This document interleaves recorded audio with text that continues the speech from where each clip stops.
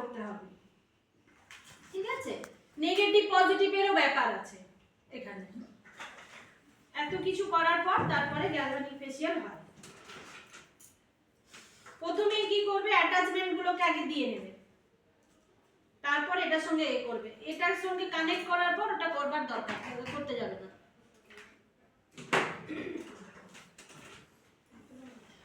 যারা ট্রিটমেন্ট করতে আসবে, যারা মেছেদার দাগ বা ডার্ক সার্কেল অনেক বেশি পড়ে গেছে, ফ্রিকেলস ভর্তি হয়ে গেছে, ভয়েসের ছাপ এসে গেছে, রিঙ্কেলস এসে গেছে প্রচুর পরিমাণে, তাদের তখন এই মেশিন ছাড়া কিন্তু হবে না।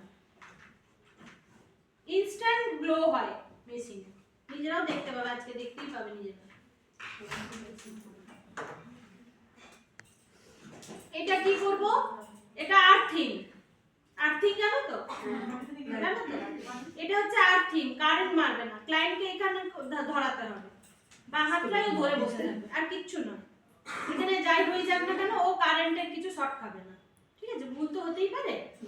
এটা এরকম বাঁ হাতে বুড়ো আঙুল দিয়ে চেপে ধরে রাখবে। আর অন্য অ্যাটাচমেন্ট বা অন্য মেশিনে দুটো থাকে দু হাতে করার জন্য, ঠিক আছে? এটা একটাই আছে। চলে আসো যাদের প্রোডাক্ট।